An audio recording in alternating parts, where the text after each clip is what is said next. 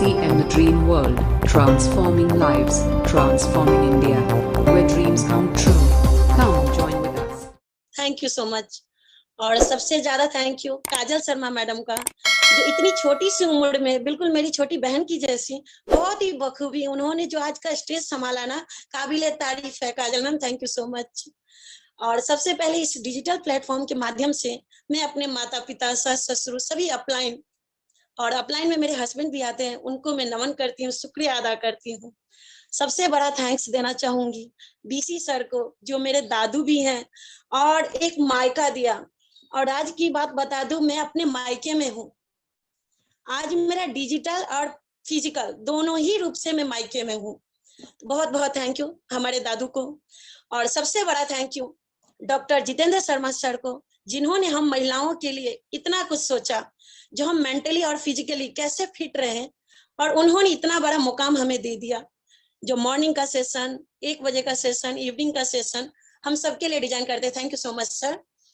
और मैं सबसे ज्यादा प्रभावित अगर हूँ तो इस 1 PM का, जो मैं सबसे बड़ी दीवानी, बोलते ना किसी एक का फैन हो जाना, इस 1 बजे का फैन हो जाओ, फिर देखो आपके घर में जो फैन लटक रहे होंगे ना, फैन के बदले एसी भी आ जाएंगे।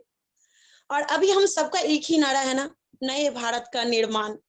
लेकिन अगर वो होगा कैसे, जब हम समय नहीं देंगे, कड़ी मेहनत नहीं करेंगे। कोई भी सफलता मेहनत मांगता है, कड़ी मेहनत मांगता है। तो छोटा सा शुरुआत करना चाहूंगी मैं अपने परिचय के साथ। नाम कल्पना चौधरी, और मेरा नाम कल्पना कैसे पड़ा उसके ऊपर में थोड़ा सा चर्चा करेंगे। मैं मधुबनी जिला की पिपरौन गांव में, वहां पे मेरा जन्म हुआ। और मेरे मम्मी पापा का एक संतान पहले से, जो कि लड़की। और फिर मेरे पापा ने हो सकता है कल्पना करके रखे होंगे कि इस बार लड़का हो। और स्वाभाविक सी बात है, प्राइवेट जॉब, मुंबई में जॉब करते थे मेरे पापा, और उनका भी एक इच्छा था कि लड़का हो जाए तो फैमिली कंप्लीट हो जाए। लेकिन मैं हो गई, तो उन्होंने मेरा नाम कल्पना रख दिया। तो थोड़ा सा तो दुखी का माहौल था। लेकिन फिर 1.5-2 साल के बाद मेरा भाई जब हुआ, तो लोग मुझे भाग्यशाली बुलाने लगे कि भाई को लेके आई है। फिर मेरी बहन का जन्म हुआ। उस समय पापा का कोई सरकारी नौकरी नहीं था। जब बहन का जन्म हुआ, उसके बाद पापा का कोल्ड फील्ड में नौकरी लगा, बोकारो झारखंड में, जहाँ पे अभी हम लोग हैं। उसके बाद में हम लोग 4 भाई बहनी परिवार और मम्मी पापा, 6 आदमी हम लोग यहाँ पे झारखंड आ गए। कथारा में यहीं पे सेटलमेंट हुए। फिर हमारा पढ़ाई लिखाई सब कुछ यहीं से हुआ। कथारा से मैंने 12th दिया। उसके बाद में मेरी बेटी होने के बाद मैं आगे का जर्नी बताऊंगी। जो मैंने सोलन यूनिवर्सिटी हिमाचल प्रदेश से डिग्री कंप्लीट किया। लेकिन जब मेरा 12th हुआ, उस समय पापा ने सोचा अब इसकी शादी कर दी जाए, क्योंकि लड़कियों को ज्यादा पढ़ाना अलाउ नहीं था। मैंने जैसे तैसे जबरदस्ती अपनी मर्जी से 10th दिया, और 2002 में मैंने 10th कंप्लीट किया। 4 में मैंने 12th कंप्लीट किया। और जब गर्मी की छुट्टी मिली थी, गांव गई थी, मेरी शादी कर दी गई। क्योंकि उस टाइम में मर्जी से नहीं, मजबूरी से शादी होती थी। लड़की 18-20 की हो गई, शादी कर दो। लड़के 20 और 25 के हो गए, शादी कर दो। ठीक वैसे ही हमारे साथ भी हुआ, और सर के साथ मेरी शादी करवा दी गई। और सर भी 24 साल के थे, उनकी भी मर्जी से नहीं, मजबूरी से समझो, शादी कर दी गई। 2005 की बात है जब मेरी शादी हुई। उस टाइम में बिहार में आरसीएम बहुत जोरों से आया था। कुछ होता है ना, नया नया जब होता है तो एक चर्चे में होता है, उछाल रहता है। तो मेरे भैया का ज्वाइनिंग मेरे जीजा के जीजा ने लगा दिया। उन्होंने भी अपने मर्जी से नहीं, उन्होंने भी ज्वाइनिंग ये सोच के कर लिया कि जून में 10 दिन के बाद मेरी बहन का शादी है, उसके साथ शादी में कुछ तो काम आएगा, शर्ट पैंट काम आ जाएगा। एफएमसीजी जो है उसके 60 में, जो बिहार के हैं वो जानते हैं कि जब दुरागमन होता है तो 60 में दिया जाता है प्रोडक्ट। ठीक वैसे ही मेरे साथ भी हुआ। और मैं ये सारा प्रोडक्ट आरसीएम का लेके असम गई, गुवाहाटी में, जहाँ पे सर के पापा जॉब होल्डर थे, और सर भी वहीं पे सेटल थे, मैं भी वहीं पे रह गई। उसके बाद सर ने देखा, उनके मम्मी पापा ने देखा कि आरसीएम क्या होता है और इसका ये प्रोडक्ट कहाँ से आया, और थोड़ा सा गुस्सा होने लगे। उन्होंने बोला कि हमने तो कैंटीन का सामान दिया था, जैसे लक्स है या हमाम है या जो भी है, अभी तो बाहर का सामान याद भी नहीं है कि ओरिजिनल में उसका नाम क्या है, 2-4 का नाम है जो मैंने बोल दिया। और आरसीएम का जो सारा सामान था उसको पैक करके सर ऊपर रख दिए कार्टून में, क्योंकि वो यूज करना अलाउ नहीं था। सर ने कहा कि हम सब इसको हाथ भी नहीं लगाएंगे। मैंने कहा आप नहीं लगाएंगे, लेकिन मेरे मायके से मिला है और सब जानते हैं कि जो मायके से कुछ भी छोटा सा मिले तो कितना महत्वपूर्ण होता है। ठीक वैसे ही मैंने, सर मैं यूज कर लेती हूँ। सर ने कहा कोई जरूरत नहीं है, आप भी यूज नहीं करेंगे, इसको ऐसे ही रहने दो। मैंने कहा चलो ठीक है। उसके बाद मेरा लड़का हुआ 2006 का अगस्त में। नवंबर में मुझे फिर से बोकारो आना था और मैं यहाँ आने के लिए तैयारी कर रही थी शाम को। उसी टाइम में 2 अपलाइन का आगमन होता है मेरे घर में। एक अपलाइन जो कि हमारे बीच में नहीं है, स्वर्गीय तेज बहादुर कार्की सर, मैं उनको नमन करती हूँ, आज उनके वजह से आरसीएम में हूँ।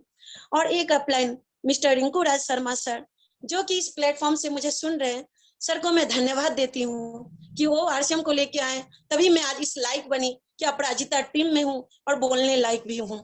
तो उस दिन सर आए और उस टाइम में बिहार में ऐसा प्रचलित नहीं था कि नई बहू वहां पे जाए और उनसे बात करें या हंसी मजाक जो भी करे, कुछ भी नहीं था। चाय पानी नाश्ता लेके जाओ और वहां रख के आप वहां से चली जाओ। तो मैं वहां से चली गई। सर के जाने के बाद मैंने पूछा अपने सर से कि आपने क्या सोचा, आरसीएम करना है? तो बोलते माथा खराब है, आरसीएम भी कोई करने वाली चीज है, नहीं करनी। सर उस टाइम में कोचिंग चला रहे थे। तो सर ने ऐसा बोल दिया कि मैं, वो जान पहचान के थे, मैंने टाल दिया उनको। मैं बोली चलो ठीक है कोई बात नहीं। फिर दूसरे दिन हम झारखंड आ गए छोटे से बच्चे को लेके। जब मैं यहाँ पे रहने लगी, लगभग 1 महीना रहना था, सर वापस असम गए। और संजोग बस 1 जनवरी 2007 को सर मंदिर में थे, काली मंदिर में। और जैसा कि हम सब जानते हैं, आरसीएम खुद की मर्जी से नहीं करते, आरसीएम परमात्मा की मर्जी से होता है। और जिसने भी ये परमात्मा रूपी प्रसाद आरसीएम को ग्रहण किया है और दिल से किया है, तो आज हमारे जैसे यहाँ पे इस प्लेटफॉर्म पे होंगे, बोलने लायक, बोलवाने लायक, और किसी न किसी मुकाम पे होंगे। ठीक सर ने वहां पे, उनको मतलब ना करने का कोई गुजारा नजर नहीं आया। उन्होंने बोल दिया कि सर मैं पैसा तो नहीं लाया, 1000 ही लाया हूँ, ज्वाइनिंग कैसे होगी?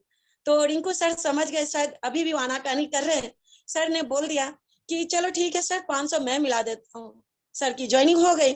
शाम को आके मुझको फोन कर रहे हैं कि मैंने आरसीएम ज्वाइन कर लिया। मैं बोली अच्छी बात है, आरसीएम तो मुझे पता है। तो बोलते हैं माथा खराब मत करो, मैंने मर्जी से ज्वाइन नहीं किया, मजबूरी से ज्वाइन किया है। और अगले महीने मेरा भाई का शादी है, मैं उसमें ये प्रोडक्ट को यूज कर लूंगा। मैं बोली चलो जैसी आपकी इच्छा। क्योंकि मैं शुरू से ये जानती थी कि सर मेरे से दिमाग में ज्यादा है, वो जो भी करेंगे बेटर ही करेंगे। तो मैंने भी कुछ नहीं बोला।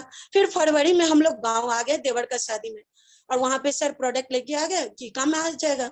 लेकिन वहां पे कुछ ऐसा हुआ, बोलते ना कहीं चेंजिंग पॉइंट, टर्निंग पॉइंट आता है, जिसको देख के आपका जीवन में भी कुछ ऐसा होता है जहां से आपका दिशा और दशा दोनों ही चेंज हो जाता है।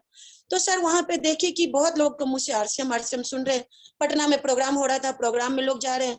सर ने बोला ये सब क्या है? तो लोग बताने लगे कि आरसीएम बहुत नया आया है और बहुत लोग के बीच में है, बहुत अच्छा है, हम लोग कर रहे हैं। नमक हल्दी खाने से अगर आप पैसा आ रहा है तो अपने बाप का क्या जा रहा है? तो सर को ये बात कहीं ना कहीं दिल को छू गया। फिर हम लोग यहाँ आसाम में आए। वहां पे मार्च में जो उस टाइम के जो होस्टिंग लीडर होंगे, उन्होंने एक प्रोग्राम को ऑर्गेनाइज किया था, महावीर प्रसाद सर का, महावीर सारन सर का।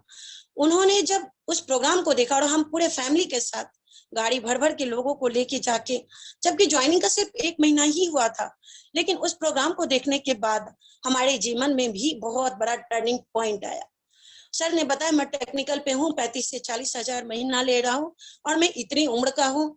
तो मेरे सर ने अपना, जैसा कि मैथमेटिक्स टीचर है, ये मैथमेटिक्स ऑनर्स है उनका, उन्होंने अपना फॉर्मूला लगाना शुरू कर दिया कि जब ये टेक्निकल पे और इतने यंग लड़का ये कर सकते तो मैं क्यों नहीं कर सकता।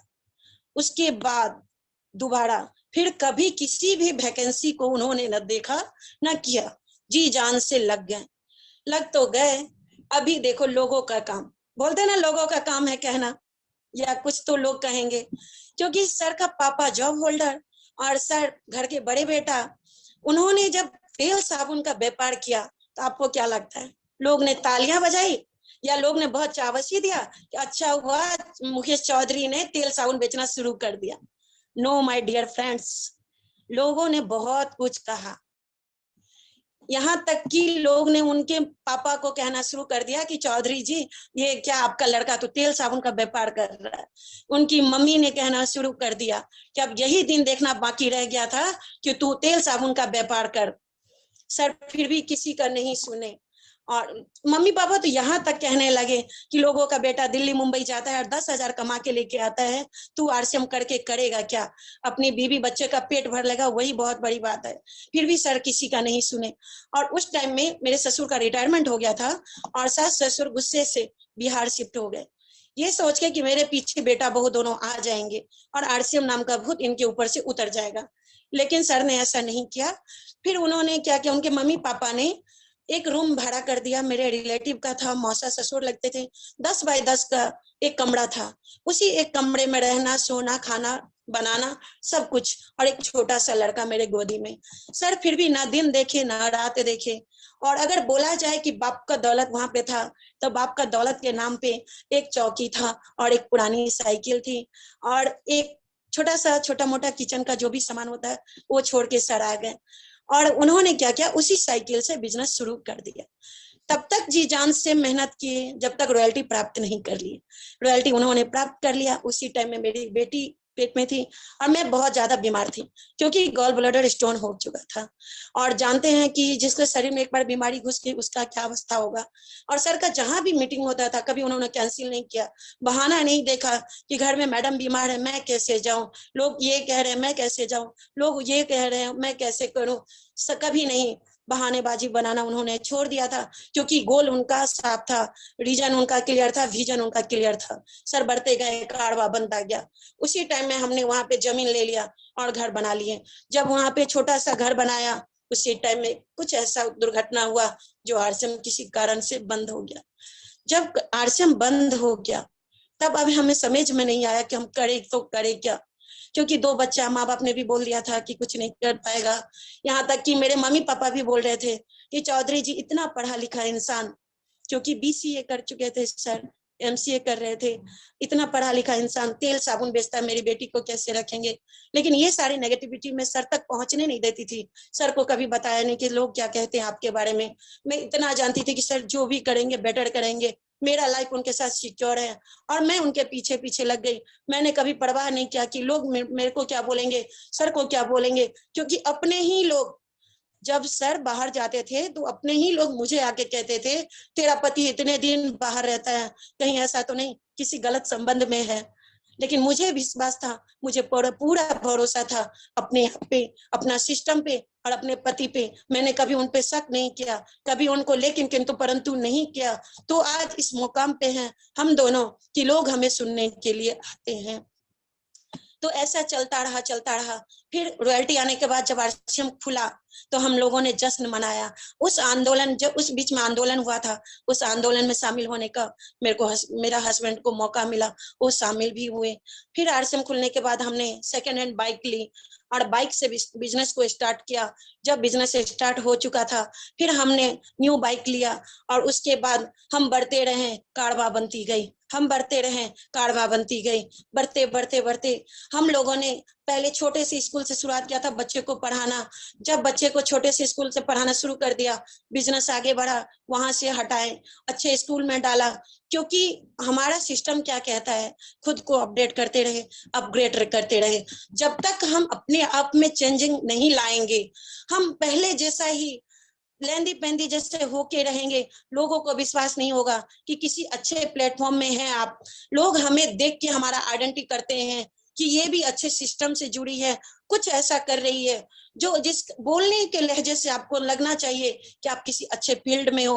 आपका बॉडी लैंग्वेज से पता होना चाहिए कि आप कुछ कर रहे हो। जैसे तैसे कट रहा है जिंदगी, कर रहे हैं, ऐसा नहीं करना चाहिए। आज मैं जहाँ खड़ी हो जाती थी, लोग बोलते थे इसके पति सरकारी नौकरी में है क्या, लेकिन मैं वहां पे बोलती थी नहीं मेरे पति आरसीएम करते हैं। तो लोग इस तरह से सुनते थे, ओ आरसीएम, मतलब ऐसा लगता था, ऐसे निगाहों से देखते थे जैसे हम किसी का मर्डर करके आए हैं और जेल से आए हैं। आरसीएम, ओ नमक हल्दी वाला काम। लेकिन आज जो लोग देखते हैं तो बोलते हैं कि ये देखो आरसीएम। एक समय ऐसा भी था जब जहां हम जिस रास्ते से गुजरते थे तो लोग बोलता था आरसीएम जा रहा है, आरसीएम खा रहा है, आरसीएम नहा रहा है। सर को गुस्सा आता था कि आरसीएम आरसीएम नाम रख दिया था लोगों ने, लेकिन हम कहते थे कि सर आरसीएम नाम दिया है, कोई गुनाह नहीं किया हमने, और ये हम कर रहे हैं तभी तो नाम दिया है। यही लोग हैं जो हमारी पहचान को बढ़ा रहे हैं। भले आज का टाइम है, जो घर में आटा हो या ना हो, डाटा जरूर रहता है। कोई ना कोई किसी ना किसी मकसद से आप कहीं भी बोल रहे हो, डाटा के माध्यम से आपको शो किया जाता है। लेकिन उस टाइम में ऐसा था कि लोग आपके नाम से वहां पे जबरदस्ती शो करवा रहे थे कि ये देखो आरसीएम। अच्छा था उस टाइम में गूगल नहीं था ना, ये डाटा वाली मोबाइल नहीं थी। हमारे टाइम में तो आटा भी नहीं था आरसीएम में, और डाटा भी नहीं था मोबाइल में जो लोगों को इस तरह से दिखा दे। अरे काम तो पहले होता था, जो हमारे अपलाइन बोलते हैं कि कुछ भी प्रोडक्ट नहीं था, फिर भी हम रॉयल्टी टेक्निकल पे हैं। आज तो जो भी चाहिए, क्या क्या चाहिए वो बताइए, सारा प्रोडक्ट हमारे पास रखा हुआ है, बस हमको लगना है और करना है। जब सर अकेले जाते थे तो लोग मुझे आके ताना मारते थे, लेकिन जब हम दोनों साथ में निकलते थे, बच्चे को घर में छोड़ के जाते थे, तो भी लोग बोलते हैं कि आपके मम्मी पापा, कोई दूसरा नहीं बोलता है सर और मैडम, कोई दूसरा नहीं बोलता, अपने ही बोलते हैं। क्योंकि बोलता है ना कि मेरी कश्ती थी डूबी वहां जहां पानी कम था, गैरों में कहां दम था, है ना। कि लोग नहीं बोलते, आपके अपने ही बोलते हैं कि आरसीएम कर रहा है ना, भटकता है। लेकिन आज ये आरसीएम की देन है, जो मैं फ्लाइट में बैठती हूँ, दिल्ली मुंबई कलकत्ता पटना अभी आम बात हो गया है। अभी जहां भी जाओ आप घूम सकते हो। फैमिली सिक्योरिटी, इनकम के नाम पे सुरक्षा है, बच्चों के नाम पे सुरक्षा है, क्योंकि अगर बच्चे भी घर में है ना, उन्हें पता है मम्मी पापा अच्छे स्टेज पे हैं, वो जो परफॉर्म कर रहे हैं बच्चे भी गर्व करते हैं। आज मेरा बच्चा गुवाहाटी का, किसी भी लोग से आप पूछ लो कि मेरे बच्चे कौन से कॉलेज में हैं, तो आज मैं सीना तान के बोलती हूँ कि जो लोग सोचेंगे उस कॉलेज में देने के लिए, मेरा बच्चा आज उस कॉलेज में है। किसके बदौलत? आरसीएम के बदौलत। आज लोगों को सोचना पड़ रहा है। जिस टाइम में मैंने स्कूल में दिया था दोनों बच्चों को, लोगों को औकात नहीं था वहां तक पहुंचने का, लेकिन आज हमें देखा देखी पूरा बस भर के वहां पे जाते हैं, लेकिन वो कॉलेज में डालने का हमारी भी हैसियत नहीं होती अगर हम आरसीएम में नहीं होते। और प्रोडक्ट के नाम पे बोलूं, आज मैं अगर इस आरसीएम में नहीं होती तो शायद मैं महीने में 30 दिन अगर होता है तो 31 दिन में किसी हॉस्पिटल में होती। और ऐसा हुआ भी था मेरे पास। मैंने स्टार्टिंग में बोला था कि मेरा गॉल ब्लैडर का ऑपरेशन हुआ था। अगर मैं बात करूं, 19 साल में शादी हो गई, 20 साल में लड़का हो गया, 22 साल में लड़की हो गई। उसी 22 साल के दौरान मेरा दो ऑपरेशन हुआ, 15 दिन के अंदर मेरा दो ऑपरेशन, लड़की बड़े ऑपरेशन से, फिर मेरा गॉल ब्लैडर को निकाला गया। आप सोच सकते हैं 2 साल के अंदर अगर 3 ऑपरेशन हो जाए तो उस आदमी का क्या औकात होगा। फाइनेंस से तो प्रॉब्लम होगा ही होगा, स्वास्थ्य से जो प्रॉब्लम होगा वो किसी बेड पे लेटा होगा। लेकिन माय डियर फ्रेंड, आज मैं किसी बेड पे नहीं, किसी स्टेज पे होती हूँ, और जब मैं आज बोलती हूँ तो लोगों का रूह कांपता है कि यस ये कर सकती है, yes you can do it. मैं बोलती हूँ yes I can do it, मैं कर सकती हूँ। और मेरी जैसे मैं अपनी बेटी को बनाना चाहती हूँ, क्योंकि मैं जानती हूँ जब मैं शादी करके यहाँ आई तो मेरे को आरती उतारा गया, लेकिन वो आरती सिर्फ एक दिन का था। क्योंकि बहू अपने पीछे बहुत सारा दहेज लेके आती है तो आरती किया जाता है, और हम नादान बहू समझते हैं कि सास मेरी आरती कर रही है, लेकिन बाद में पता चला तो मेरी आरती नहीं, पीछे जो फर्नीचर हो या कपड़े हो या जो भी सामान हो उसकी आरती होती है। लेकिन आज मेरी बेटी 15 साल की है, और मैं चाहती हूँ कि जैसे ही वो 18 साल की हो जाए उसकी मैं ज्वाइनिंग लगा दूं, ताकि जब वो अपने ससुराल जाए, बहू सास जब इसकी आरती करे ना, तो पता चले कि मैं सही में बहू की लक्ष्मी की आरती कर रही हूँ। बहू के रूप में लक्ष्मी जो आई है सो आई है, हर महीने जो उसके अकाउंट में आएंगे वो लक्ष्मी जो होगी रियल में हर महीने, हर दिन, हर साल, हर घंटे सास उसकी आरती करेगी। तो मैं ऐसा चाहूंगी कि मेरी बेटी का 15 साल के बाद 18 साल में जाते ही ज्वाइन कर दूं। मेरा बेटा अगले महीने 17 का हो जाएगा, उसके बाद जब 18 का हो जाएगा मैं उसका ज्वाइनिंग कर दूंगी। और मैं चाहूंगी कि मेरा जो जमाई हो वो भी किसी आरसीएम का स्टार सफायर हो, और ताकि मैं अपनी लड़की को तब तक उस लेवल पे पहुंचा दूं जो अपनी शादी करे इसी स्टेज पे, इस अपने जैसा किसी आरसीएम वाले से करे। क्योंकि आरसीएम वाला है तो हमें कोई चिंता नहीं कि हाँ वो सेफ है, उसका फाइनेंशियल सेफ है। क्योंकि एक समय ऐसा था, मैं बताना भूल गई, मैं शायद किसी को बताई भी नहीं थी, मैं मायके में हूँ और मेरा पूरा परिवार दूसरे कमरे में देख रहा है, मेरी मीटिंग को सुन रहा है। मैंने कभी अपनी मम्मी को भी ये बात नहीं बताई, लेकिन बोलते हैं ना ये भी हमारा मायके है, तो मैं आप लोगों से शेयर करना चाहती हूँ। जब आरसीएम बंद हो गया था और हमारे पास इतना ज्यादा पैसा नहीं था कि गैस भरवा सके, फिर मैंने उस टाइम में चूल्हा बनाने का ढंग नहीं था मुझे, क्योंकि मैं कभी चूल्हा पे खाना नहीं बनाई थी। उस टाइम में क्या करूं, जब घर लिया था तो वहां पे पहले से किसी का झोपड़ी था, उसको मैंने तोड़ के रख दिया था कि किसी गरीब को दे देंगे। लेकिन कुछ मजबूरी, जब आरसीएम बंद हो गया, बहुत बड़ा शॉक झटका लगा था हमें। हमने उसको गरीब को नहीं दिया। मैंने 2 ईंटा को रख के उस पे लकड़ी भी नहीं बोल सकते, अजीब टाइप का खेर होता है, कभी मैंने देखा भी नहीं था। उस खेर से मैंने खाना बनाया, क्योंकि गैस भराने का उतना नहीं था। और बात करूं तो उस टाइम में मेरे अपलाइन है यहाँ पे रिंकू सर, 5 लीटर का गैलन लेके आए थे कि सर जब आरसीएम खुलेगा और आपके पास आ जाएंगे आप रिटर्न कर देना। और एक और मेरे लाइफलाइन थे, उन्होंने 5 केजी का आटा दिया था, सर आप ये रखो यूज करो, जब आरसीएम खुल जाएगा दे देना। हमने आरसीएम करने के बाद कभी पीछे पलट के नहीं देखा कि लोग क्या कहेंगे, क्योंकि इतना पता था दुनिया में सबसे बड़ा रोग क्या कहेंगे लोग। अगर लोगों का सुनती तो मैं आज यहाँ नहीं होती। पहले बहुत सारे लोग बहुत कुछ बोलते थे, जब आरसीएम बंद हो गया ना, किसी को आरसीएम का आर भी नहीं पता था, वैसा वैसा लोग आरसीएम का पर्चा लेके आते थे घर तक पहुंचाने के लिए कि मैडम ये लो आपका आरसीएम बंद हो गया। बहुत फुदकते थे ना कि आरसीएम है, आरसीएम है, आरसीएम तो बंद हो गया, अब क्या करोगे। लेकिन आज वो लोग वहीं पे हैं और आज हम यहाँ हैं। जब मैं क्वार्टर में छोटे से जब शुरुआत की थी, साइकिल सीखा था मैंने, साड़ी पहन के 2 बच्चों को घर में छोड़ के साइकिल सीखती थी। लोग हंसते थे कि चौधरी की बहू साइकिल सीख रही है, इतनी ही औकात है तो स्कूटी ले लो। लेकिन मैं बोलूं कि लॉकडाउन में लोग जहाँ पे अस्त व्यस्त थे, हम लोग मदमस्त थे वहां पे, घर में बैठे जूम में बैठे लोगों को मोटिवेट कर रहे थे, खुद मोटिवेट हो रहे थे। और मैंने, सर ने मेरे बर्थडे में पूछा चाहिए क्या, मैंने बोल दिया स्कूटी, सर ने स्कूटी ला दिया। और सबसे पहले वो स्कूटी लेके मैं वहीं पे पहुंची जहां पे मैंने साइकिल से शुरुआत की थी। फिर सर ने कहा अभी क्या करें, लॉकडाउन की बात बता रही हूँ मैडम, लॉकडाउन जो समझ सकते हैं, लोगों को खाने तक नहीं था। यहाँ पे हम बोलते हैं ना कि पैसा तो आएगा, पैसा का काम है आना, लेकिन आपका विजन क्लियर होगा तो। अगर 10,000 20,000 के लिए आरसीएम कर रहे हैं तो मत करो। मैं हाथ जोड़ के रिक्वेस्ट करती हूँ, 10,000 के लिए आए हो तो आरसीएम को यहीं पे छोड़ दो।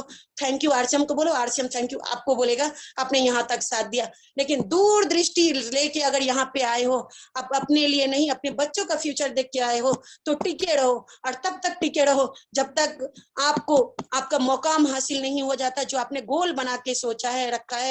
बोलते हैं ना जिसका कोई गोल नहीं उसका कोई रोल नहीं, छोड़ दो, यहीं पे समाप्त करो काम को। लेकिन तब तक लगे रहो, आग लगा लो सीने में जब तक लाख नहीं आ जाए महीने में, लेकिन उसके लिए आपको लगे रहना पड़ेगा, लगन के साथ टिके रहना पड़ेगा। लोग सर जब अकेले जाते थे लोग मुझे भड़काते थे, जब हम दोनों साथ में जाते हैं तो अपने ही लोग आके कहते बच्चों को कि आपके मम्मी पापा तो भटकते हैं, मम्मी पापा आपके भटकने में लग रहते, हर महीना यहाँ वहां घूमते रहते। और सही बात है, हम भटकते हैं, मेरे बच्चे आगे जाके सेफ रहेंगे। लोग आज घर में सेफ हैं, उनके बच्चे भटकेंगे। ये कोई दूसरा नहीं, अपने ही रिश्तेदार हो, अपने ही समाज हो, अपने ही पड़ोसी हो, वही लोग हैं जो आपको नहीं चाहते कि आप आगे बढ़े। वो लोग ही ऐसे ऐसे कमेंट करेंगे जो आपका रूह कांप जाएगा। जब घर में आती हूँ बच्चे बोलते हैं मम्मी ये बोल रहे थे कि आप लोग भटकने जाती हो। मैंने बोला बच्चे को आप क्या चाहते हो, आप क्या सोचते हो हमारे बारे में कि हम भटक रहे हैं ना आपका फ्यूचर को सेव करने के लिए घूम रहे। तो बच्चे जानते हैं नहीं मम्मी आप जो भी कर रहे हो अच्छा कर रहे हो। पापा को बोलते नहीं पापा आप वर्ल्ड के बेस्ट पापा हो, क्योंकि हमने ऐसा भी दिन देखा जो खाने के लिए घर में आटा नहीं था, तेल नहीं था, जैसे तैसे हमने वो दिन गुजारा। और आज कोरोना काल में मैंने जो जहां सर ने उस साइकिल से स्टार्ट किया था, पुरानी साइकिल, नई नई बात कर रही हूँ, आज मेरे घर में 2 बच्चे हैं लेकिन 3 साइकिल है। बच्चे जो बोलते हैं वो साइकिल लाके देती हूँ। मेरा स्कूटी है, बाइक है, कार है। कोरोना काल में मैंने कार लिया, वो ईंटा से शुरुआत की थी खाना बनाने का। मुझे पता नहीं था कि खाना बनता कैसे है ईंटा पे। एक बार उठ के जाती थी, चूल्हा बुझ जाता था, फिर भी बैठती थी। और साड़ी पहन के, घूंघट लेके, अगर मैं अपनी पहले का फोटो बता दूं तो आप भी शर्मा जाओगे कि यही कल्पना मैडम है। लोग बोलते थे आरसीएम नहीं चलेगा, मैंने बोला आरसीएम चलेगा। लोग बोलते थे कि खामोखा इसमें फंस गया, लो क्वेश्चन वहीं पे खत्म, फंस गया। लेकिन मैं बोलती थी जो फंसता है वही इतिहास रचता है। आज जब चलती हूँ तो लोग बोलते थे आरसीएम चल गया। आज जब मुझे लोग देखते हैं तो बोलते हैं मैडम आप बहुत सुंदर दिखती हो। मेरी मैडम कहाँ, इसमें गलती किसकी, आपकी। आपने कभी किस्टोल का प्रोडक्ट दिया ही नहीं। लोग बोलते हैं मैडम आप तो बहुत अच्छा बोल लेती हो, मेरी मैडम कहाँ, इसमें गलती किसकी, आपकी, आपने उन्हें कभी बोलने का मौका ही नहीं दिया, उस लायक समझा ही नहीं कि आपकी मैडम भी बोल सकती है, ना तो कभी मीटिंग में लेके जाते हो, ना कभी किसी के सामने बोलने का मौका देते हो, और आप चाहते हो कि आपकी बीवी कल्पना मैडम जैसा बने। कैसे हो सकता है? हर लोग चाहते हैं कि उनकी बीवी सीता जैसे बने, लेकिन आप चेक करना क्या आप राम बन पाए? हर लोग चाहते हैं कि कल्पना मैडम जैसी मेरी बीवी होनी चाहिए, आप चेक करना जाके क्या आप मुकेश चौधरी बन पाए? समस्या तो है सबके साथ, बस नजरिए की है बात। नजरिया बदलो, नजारे बदलेंगे। आप अपनी दशा बदलो, दिशा बदलेंगे। सोच को बदलो, सितारे को बदल पाओगे, लेकिन करना तो पड़ेगा। आप चाहते हैं ज्वाइनिंग हो गया, दूसरे दिन चेक करते हो, अपना इनको फोन करते हो, मैडम इस महीना मेरे कितने पैसे आए? काम क्या किया? जीरो। आपने 500 का परचेस कर लिया और आप चाहते हो कि 5,000 मेरे अकाउंट में आ जाए। नेक्स्ट मंथ हमने बाय फोर्स जबरदस्ती 2500 पीवी में आपको लेके आ गए। दूसरे मंथ आप फोन करते हो, इस बार मेरा 2500 वापस आ गया। कभी किसी मीटिंग में आप फोन करो, इस मीटिंग में आपको आना है, लेकिन बहाना मेरे घर में गेस्ट आ गए। क्या मेरे गेस्ट नहीं है? क्या मेरे रिश्तेदार नहीं है? क्या मेरे पड़ोसी नहीं है? क्या मेरे बच्चे नहीं है? क्या मैं आज हाउसवाइफ नहीं हूँ? सब कुछ हूँ साहब, सब कुछ हूँ, लेकिन मैं अपनी प्रॉब्लम को वहां नहीं रखती जहां मेरा इंपॉर्टेंट ज्यादा है। आज मैं गर्व करती हूँ इस सिस्टम पे, गर्व करती हूँ किसी सर पे जिन्होंने हम जैसी आम महिलाओं को खास बना दिया और इस अपराजिता नाम से सम्मानित कर दिया। नहीं तो औकात नहीं थी आपकी और मेरी एक साथ इस सिस्टम में बंधे रहो और आप अपनी बानी, अपनी जुबानी सुना सको। दुनिया में बहुत सारे भीड़ पड़े हैं, बहुत सारी महिलाएं और जेंट्स बैठे हुए हैं, कोई किसी को नहीं सुनता। इतने टाइम में नहीं है जो आपका सुने। ट्रेडिशनल मार्केट में सिखाया नहीं जाता है, हमारे पास फालतू की टाइम नहीं है आपको सुनने के लिए, लेकिन यहाँ पे सुनना है, सुनाना है, पैसे कमाना है। आज मैं आरसीएम की प्रोडक्ट की बात करूं, सारा प्रोडक्ट का टेस्टिमोनियल मैं खुद हूं। जनवरी की बात करूं, मेरा मीटिंग था तिनसुकिया में, मेरा घुटना में थोड़ा सा पेन था, मैंने क्या किया, बीजे मंगवाया और मात्र 5 पीस खाई, मेरा घुटना ठीक हो गया। बाकी का प्रोडक्ट रखा हुआ। मेरा नर्व में इतना प्रॉब्लम था, मैं कई बार मीटिंग में बता चुकी हूँ, हर ठंडी में मेरा ब्रेन का प्रॉब्लम उखड़ जाता था। डॉक्टर बोलते थे कि एम्स में जाके आपको ऑपरेशन करना पड़ेगा। 3 ऑपरेशन पहले हो चुका है, फिर भी मैंने हिम्मत किया कि चलो कोई बात नहीं, एक बार इसका भी करवा लेंगे। लेकिन मेरे साथ प्रॉब्लम ये था कि मेरे दोनों हाथ में ऑपरेशन करना था। अभी सोचिए, दोनों हाथ में मैं ऑपरेशन करा के बैठ जाती और सर को 2 बच्चे संभालने पड़ते, बिजनेस संभालने पड़ते, क्या वो हस्बैंड सक्सेस हो सकता? नहीं। आप बीमार बीमार बीमार बीमार बीमार बोलोगे तो ऊपर वाला बोलेगा तथास्तु, तू ऐसे ही रहे। आप बोलोगे कि आप स्वस्थ हो, आप कर सकते हो, आप कर सकते हो, तो जरूर ऊपर वाला आपको तभी भी बोलेगा तथास्तु कि आप कर सकते हो। लेकिन ठानना आपको पड़ेगा, मानना आपको पड़ेगा, करना आपको पड़ेगा। क्या आप तैयार हो? अगर तैयार हैं तो ये प्लेटफॉर्म आपके लिए है। ये कल्पना चौधरी का जब भी जहां भी मदद चाहिए, जरूरत चाहिए, मैं आपके लिए सदैव तैयार हूँ। यहाँ पे मैं जानती हूँ मेरे बहुत सारे टीम बैठे हुए हैं और वो चाहते हैं कि कल्पना चौधरी जैसा बनना, लेकिन अगर आप मेरे जैसा बनना चाहते हो तो मैं आपको वेलकम करती हूँ। जहां जहां सपोर्ट लगेगा मैं वहां पे तैयार हूँ। अरे जब मेरे बच्चे 5 महीने के थे तब मैंने हार नहीं मानी। आज तो मेरा बेटा 15 साल का है और मेरे से काफी लंबा चौड़ा हो चुका है। जब आप उसको देखोगे तो आपको पता चलेगा कि ये कल्पना चौधरी का बेटा है या भाई है। आज मेरी बेटी मेरे से अच्छा आपको समझा सकती है कीसोल के बारे में, इंटीमेट वास के बारे में, क्योंकि वो यूज करती है। अगर आपको मैंने बाय फोर्स बोल दिया, आप खरीद के घर में तो रख लेते हो, यूज नहीं करते, जो आप जानते हो, मालूम नहीं यूज कैसे करना है। आपने खरीदा जब अपलाइन की बातों पे, अपलाइन को कॉल करो, इसको यूज कैसे करना है, लेकिन यूज करना पड़ेगा। 100% प्रोडक्ट यूज, नो एक्सक्यूज। आज मैं कीसोल की बात करूं, पहले मैं भी बहुत सी दुबली पतली और ऐसे रहती थी। आज कीसोल मेरे ऊपर चिक चिक के चिल्ला चिल्ला के बोल रहा है कि हाँ ये कीसोल का देन है। आज मेरी आईलैशेस को मेरा बेटा देखता है तो बोलता है मम्मी क्या आप नकली वाले लगाए हो? मैं बोलती नहीं, गौर से देखो, ये आरसीएम का कीसोल का प्रोडक्ट है, मस्करा है जो मेरे आईलैशेस को खूबसूरत बनाता है।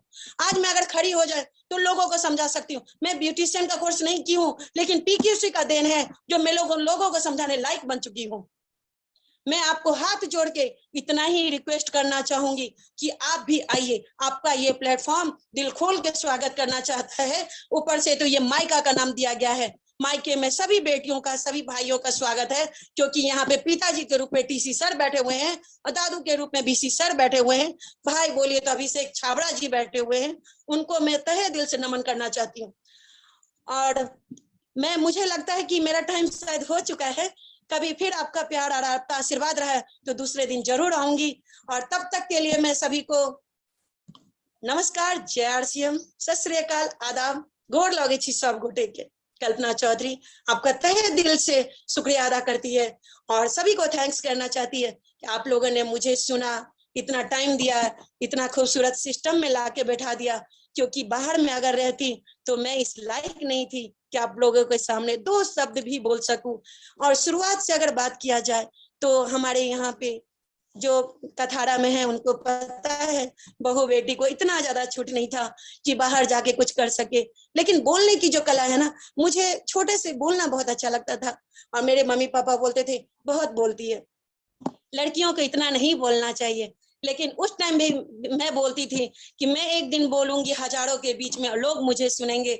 उस टाइम में मम्मी पापा को विश्वास नहीं होता था, मुझे भी विश्वास नहीं होता था कि मैं बोल क्या रही हूँ। लेकिन आज वो दिन सच हो गया और शुक्र है कि शुक्रवार है। 21 साल से मैंने इस बिजनेस को ज्वाइन किया, आज 221वां दिन में मेरा स्टोरी आपके सामने आया। Thank you so much. RCM, the Dream World, transforming lives, transforming India, where dreams